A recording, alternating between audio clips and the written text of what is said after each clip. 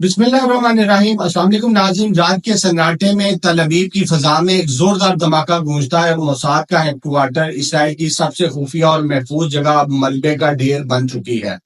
ایران نے دعویٰ کیا کہ اس نے تل ابیب میں موساد کے ہیڈ کوارٹر اور اسرائیلی فوجی انٹیلیجنس کے امان ڈائریکٹوریٹ مراکز کو میزائل حملوں کا نشانہ بنایا ہے۔ سوشل میڈیا پر وائرل ہونے والی ویڈیوز میں دیکھا جا سکتا ہے کہ موساد کے ہیڈ کوارٹر کے قریب ایک بڑا گڈھا بن گیا ہے جس کی گہرائی تقریباً 30 فٹ اور چوڑائی 50 فٹ بتائی جا رہی ہے۔ اسرائیلی حکام نے اس حملے پر کوئی سرکاری بیان جاری نہیں کیا ہے، لیکن غیر مصدقہ رپورٹس کے مطابق اسرائیلی دفاعی نظام نے کچھ میزائلوں کو روکنے میں کامیابی حاصل کی ہے، لیکن بہت سے میزائل اہداف کے نشانے پر گرے ہیں۔ ناظرین، یہاں آج میں آپ کو ایک ایسی کہانی سنانے جا رہا ہوں، ایک ایسی عورت کی جو دکھتی تو ایک تجزیہ کار تھی، بولتی تھی فارسی میں، نمازیں پڑھتی تھی شیعہ مسلک کے مطابق اور خود کو کہتی تھی مسلمان، لیکن در حقیقت وہ شاید ایران کے اندر بیٹھا موساد کا سب سے خطرناک ہتھیار تھی۔ نام ہے کیتھرین فرز شاپڈم۔ یہ عورت فرانس میں ایک سیکولر یہودی گھرانے میں پیدا ہوئی، اسلام قبول کیا اور پھر ایران میں بطور محقق، دانشور اور تجزیہ نگار داخل ہو گئی۔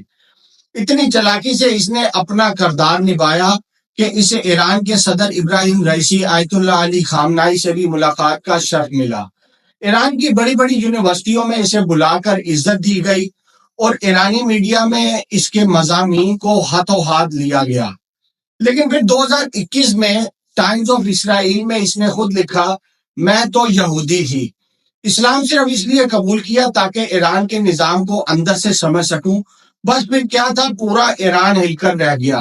اور تب سوال اٹھا، کیا کیتھرین واقعی صرف دیکھنے آئی تھی یا یہ موساد کا ڈیپ کور پروجیکٹ تھا؟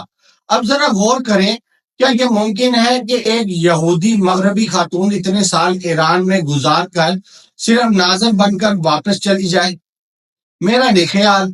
مجھے لگتا ہے اس نے ایران کے خفیہ اداروں تک رسائی لی، اعلیٰ سیاسی قیادت سے تعلقات بنائے، حساس علاقوں، مراکز اور معلومات کی رسائی حاصل کی، اور سب سے بڑھ کر لوکل سطح پر بے شمار کانٹیکٹس بنا لیے۔ اور جب ہم دیکھتے ہیں کہ ایران کے اعلیٰ فوجی جنرلز کو ہدف بنا کر شہید کیا جا رہا ہے، مخصوص شخصیات اور مقامات کو ایکوریٹ نشانہ بنایا جا رہا ہے، ایرانی نظام میں کہیں نہ کہیں سے اندرونی معلومات لیک ہو رہی ہیں، تو سوال بنتا ہے، کیا یہ سب ممکن ہے اندرونی مدد کے بغیر؟ کیا یہ ممکن ہے کہ کیتھرین جیسے ایجنٹس نے ایران میں موساد کی ایسی جڑیں بنا دی ہوں جو اب تک قائم ہیں؟ ایسے لوگ جو ایران کے اندر رہ کر ایران کے خلاف کام کر رہے ہیں، انہیں پہچاننا، بے نقاب کرنا اور روکنا اب وقت کی سب سے بڑی ضرورت ہے۔ ناظرین، اب معاملہ فلسطین سے نکل کر تہران کی گلیوں تک پہنچ چکا ہے، کیونکہ اسرائیل اب ایران کے سپریم لیڈر آیت اللہ خامنائی کو قتل کرنے کے خواب دیکھ رہا ہے۔ اسرائیل کی خفیہ ریاستی مشینری یہ تسلیم کر چکی ہے کہ خامنائی کا قتل اب آف لیمٹس نہیں، اور نیتن یاہو نے یہاں تک کہہ دیا کہ اگر خامنائی مارا جائے تو شاید جنگ ختم ہو جائے۔ لیکن یہیں پر بات ختم نہیں ہوتی۔ حال ہی میں ایران کے سینئر کمانڈر جنرل حسین سلامی اور جنرل محمد باقری اسرائیلی حملوں میں شہید ہو چکے ہیں۔ 224 شہری شہید، جن میں عورتیں، بچے، معصوم، بوڑھے تک شامل ہیں۔ خون کا سیلاب بہایا گیا تہران کی گلیوں میں، یہاں تک کہ سرکاری ٹی وی IRIB کے اسٹوڈیو پر میزائل برسائے گئے، لیکن وہی اینکر لہو میں ڈوبا اسٹوڈیو اور پھر بھی لائیو نشریات۔ یہ ہوتی ہے قوم، یہ ہوتا ہے ایمان۔ اب ایران خاموش نہیں بیٹھا۔ ایران کے پاس اب صرف نعرے نہیں بلکہ ہزاروں میزائل، ڈرونز، سیٹلائٹ گائیڈڈ وار ہیڈز اور خفیہ نیوکلیر سپورٹ بھی ہے۔ ایران کا پیغام واضح ہے، اگر اسرائیل نے ایک قدم بھی خامنائی کی طرف بڑھایا تو تل ابیب، حیفا، ایلات سب راکھ بنا دیے جائیں گے۔ آج ایران صرف ایک ملک نہیں، یہ ایک نظریہ ہے، یہ ایک انقلاب ہے جس کے پاس نہ صرف جذبہ ہے بلکہ جوابی ضرب کی پوری تیاری ہے۔ یاد رکھو، یہ 2009 والا ایران نہیں، یہ وہ ایران ہے جس نے شہادت کے جذبے کو طاقت میں بدل لیا ہے۔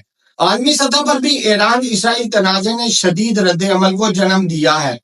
امریکی صدر ڈونلڈ ٹرمپ نے ایران کو خبردار کیا ہے کہ وہ فوری طور پر کشیدگی کم کرے ورنہ سنگین نتائج کا سامنا کرنا پڑے گا۔ انہوں نے ایران سے بلا شرط ہتھیار ڈالنے کا مطالبہ کیا ہے اور تہران کے شہریوں کو فوری انخلاء کی ہدایت دی ہے۔ اور چین نے جواب میں اسرائیل کی جانب سے ایران پر حملوں کی شدید مذمت کی ہے اور اسے ایران کی خود مختاری اور علاقائی سالمیت کی خلاف ورزی قرار دیا ہے۔ چینی اقوام متحدہ کے سفیر فو کانگ نے اسرائیل سے مطالبہ کیا ہے کہ وہ فوری طور پر تمام خطرناک فوجی کارروائیاں ختم کرے۔ ناظرین، اب سوال یہ ہے، کیا یہ جنگ رکے گی یا ایک اور دھماکے کا انتظار ہے؟ کیا کیتھرین شقدام ایک معمولی صحافی تھی یا ایک خفیہ مشن پر آئی ہوئی خفیہ ہتھیار؟ کیا موساد واقعی زخمی ہو چکا ہے یا یہ سب ایک ذہنی جنگ ہے؟ ناظرین، یہ وہ وقت ہے جب دنیا نیند سے جاگ رہی ہے اور ایک نیا باب کھل رہا ہے، خفیہ جنگوں کا، سچائی کے زلزلوں کا اور بیانیے کی فتح یا شکست کا۔ آپ کیا سوچتے ہیں؟ نیچے کمنٹ کریں، اپنی رائے دیں اور اس ویڈیو کو پھیلائیں تاکہ دنیا کو پتہ چلے یہ صرف ایک حملہ نہیں، یہ تاریخ کا دارہ بدلنے والی آگ ہے۔